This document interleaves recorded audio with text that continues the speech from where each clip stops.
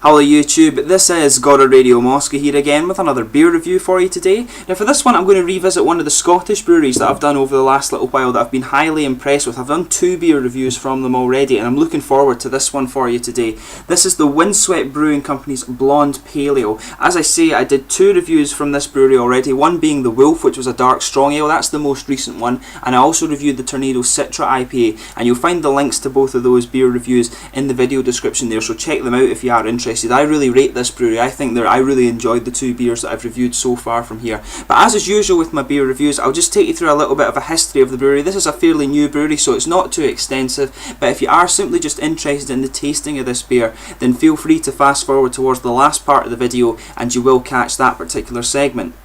But anyway, this brewery is from a small village on the north coast of Scotland called Lossiemouth. Just so for the benefit of those of you watching outside of the country, so you know exactly where we're talking about here, I always say Scotland looks like a monster's head. So just below the monster's nose in the northeastern part of the country you have the city of Aberdeen, oil capital of Europe, and then if you go along the northern part of the coastline there you get a corner when the monster starts to get a bit of a Mohican thing going on there, and then you have the city of Inverness right in this corner here. But right in the middle of these 2 cities you have the town of Elgin, very famous for its church, the Church of the Holy Trinity, famous for the times of Robert the Bruce and things like that. And if you just go right up from Elgin to the north coast, you have the village of Lossiemouth there. But Lossiemouth is also actually the location of the largest RAF base in Scotland, the Royal Air Force, and their Tornado Citra IPA is actually named after the Panavia Tornadoes that have been based in the 2 bases there for a long time. There was also RAF Kinloss, but this was shut down in June 2012 and taken over by the army. But it is a big military community up there, and I come from an RAF family myself, and the 2 guys actually who own this brewery, Al and Nigel, they were both Tornado pilots in the Air Force, and this is why they named the Tornado IPA, or the Tornado Citra IPA, as after the aircraft that they used to fly. But as I say, there's not so much history behind this brewery. They're very, very new. They only started up in 2012. They're another one of the breweries that have appeared in Scotland with the recent boom in Scottish craft brewing, I have to say. But originally they were known as the West Beach Brewery, but this was only for a very, very short period of time, and construction of the brewery actually began in October 2012, and a month later they'd received their brewing vessels from Oban Ales down in Fort William, and by the end of 2012 they'd brewed their first set of beers. But the capacity of the brewery is only 3,000 pints per brew, so it's a very, very small microbrewery, but as I say, they're producing some really good beers at this early stage, so it's a very good sign for them. But they also have a small pilot brewery with a capacity of 150 pints per brew. That's about 4 small barrels, and this is used to produce their text batch beers, and it's actually quite cool that they're experimenting with their recipes at such an early stage. But they experiment with different variations in the yeast, different fermentation profiles and different hop additions, so they're really trying both to improve the current recipes that they have and to develop new ones. And as I say, it's really cool that at such an early stage in their business they're actually doing these experiments so early on. But you can actually go for a visit to the brewery, but they ask that you phone and book your visits in advance, and the website also has a blog where you can keep up to date on the current events at the brewery, and the website link is incidentally in the description for you, so to have a look at that if you're interested in the brewery. But the brewery will apparently only use grain, hops, yeast and water in the beers. It actually sounds just a little bit like the German purity law, the Reinheitsgebot, but the water source for this one is Speyside water, and this is known for being some of the purest in the world, and it produces some very nice whiskies. And just so those of you are wondering, Speyside whisky, as I say, this is a region that's in between Aberdeen and Inverness in the north of Scotland. There's a lot of whisky distilleries there. You can actually get a really, really nice train journey between Aberdeen and Inverness that will take you right through Speyside. There's about 50 distilleries there, but just to list some of the more famous ones for you, there's Aberlour, Balvenie, Benriach, Benromach, Cardew, Cragganmore, Dallastew, Glen Grant, Glen Moray, Glen Farclas, Glenfiddich, Glenlivet, Macallan, Speyside Coppers and Strathisla, but there's a whole host more. If you just type in Speyside whiskies into Google, you'll find that quite easily. There's a lot of them there, but there's a lot of other local craft breweries as well. Moray and Speyside are actually becoming the food and drink capital of Scotland quite quickly, but it's an area that a lot of tourists coming into the country don't think to go and visit. If you're coming into Scotland to visit, the west coast and the northern parts of the country are the most beautiful, but sadly a lot of people don't think to look too far outside of Edinburgh, but it's real shame that actually. But the other local craft breweries in Speyside include the Speyside Craft Brewery,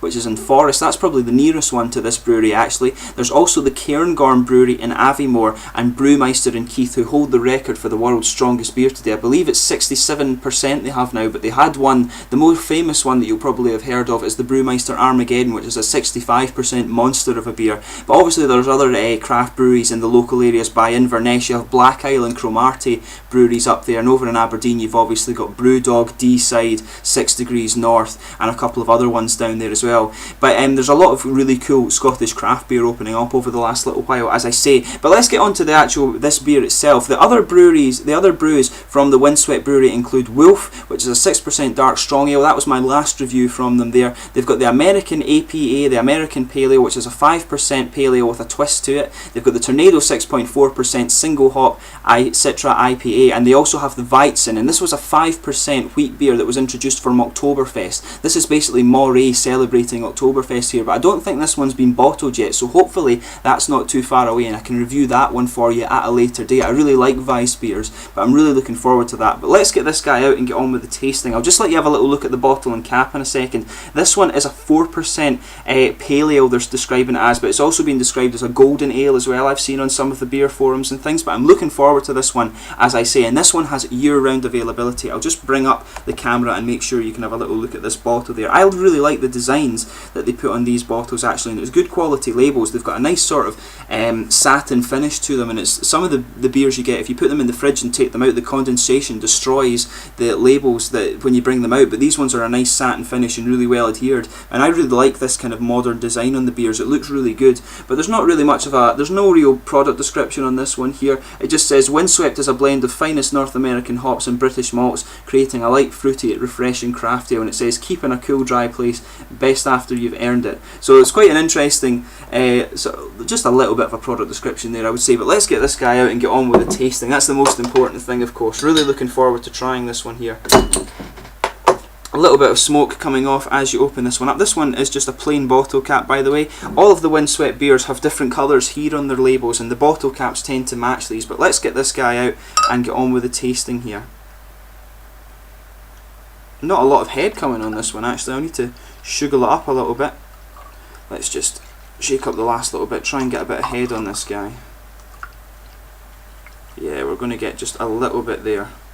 Not much of a head coming out on this one, not even half a finger there actually. Quite surprised at that. The last beers had the other beers that I did reviews from this brewery had quite a bit of head on it, but as you can see, it's a really nice sort of deep golden amber colour there. Really nice looking beer actually. As you can see, there's just a little bit of carbonation coming up from the bottom of the glass there up to the top. Really nice looking beer actually, very golden. The sort of thin layer there is just becoming a very fine layer, not even a head to this one. I'm quite surprised at that actually. The other beers were quite foamy and things when I poured them out, as I say. In terms of the aroma on this one, there's quite a bit of citrus in here, as you would expect from it being a pale ale. Nice sort of orangey citrusy fruits, and maybe also some grapefruit in there. But there's a bit of it's actually got a good bit of malty character to it as well. There's a nice sort of bit of caramel malt, I would say, maybe just a hint of breadiness too, and there's actually a bit of roasted character to that as well. So it's quite interesting, and there's maybe just a little hint of floral character. But let's give this guy a taste. Quite looking forward to this one, as I say. Very impressed with their beers so far.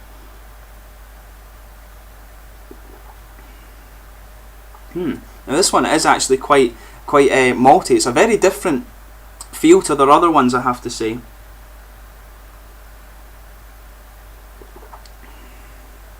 There's some very sort of solid fruit flavours in there. This is a very wet feeling beer actually. More wet. I believe the Citra IPA had quite a wet mouthfeel to it, but this is even more so.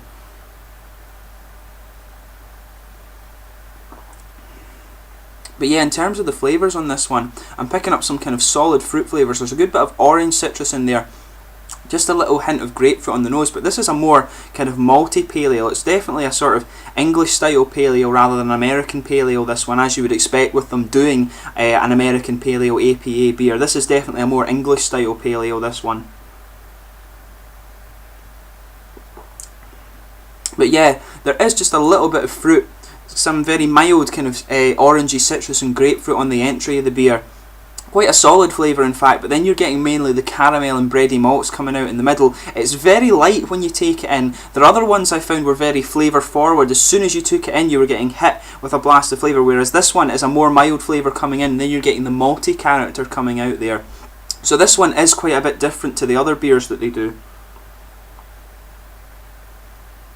But yeah, this is a very malty one actually. You're getting the caramel and bready malts in the middle.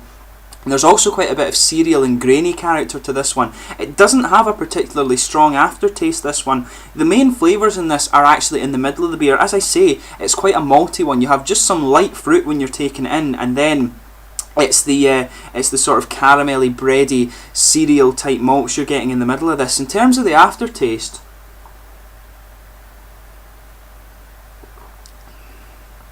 it's actually just got a little bit of a bitter kind of bready character that sticks with it throughout. Just a little bit of bitterness builds up and stays on the tongue in the aftertaste of this one. It doesn't actually have such a prominent aftertaste, this one. This is, as I say, this is quite a different style from their other beers that they've done. But in terms of the mouthfeel, I would describe this one as a very light bodied beer. Light to mid-bodied, I would say. Quite light carbonation, although it does come in a little bit on the when you take it in, but it smooths out fairly quickly, I have to say. And it's as I say, this is quite interesting for me because this is completely different from their other beers that they've done. But it's very drinkable, and it's actually got a little bit of an oily mouthfeel to it. It's a very, very wet beer, I would say, but it's quite nice, and it's quite good to see that they've tried a different style. Their other beers, as I say, are very flavour forward, whereas this one is more in the middle. You're getting the flavours. It's a more malty beer than a sort of hoppy one as the other ones were. Although, to be fair, the Wolf is a dark strong ale, so it does focus on the malts, but I'm meaning that you with the other beers the flavour comes in right on the attack, whereas with this it's a lot more subtle. It's quite an interesting one. It's interesting to see them do a different style. Right, in honesty, I think this is a really, really nice one. I think the fruit in the start of it could be a little bit more pronounced, I would say, but it's really, really nice beer, and as I say, it's interesting to see them doing a different style. But anyway, I've enjoyed doing this beer review for you. I'm going to go and finish this off now and try and get on with some work a little bit. But as is usual, I hope you've enjoyed my beer reviews and you found it informative. As I say, this is a Scottish craft brewery that I really, really rate. I really enjoyed all three of the beers I've reviewed for this one so far, and the American Pale Ale review will follow in the next few weeks. I've got that one sitting in my cupboard as well that I will review for you at a later date. But as I say, I hope this beer review's been informative. If you haven't already, please consider subscribing to the channel. There's a lot more Scottish craft beer reviews to come over the next little while, and as I say, hopefully you've enjoyed it. But please let me know in the comments section as well if you've tried this beer yourself. Always interesting to hear that. But please like, subscribe, share, all the usual YouTube stuff. You've been watching Goddard Radio Moscow, and I'll be back tomorrow with another beer review. Lots of Scottish beers to come. Cheers.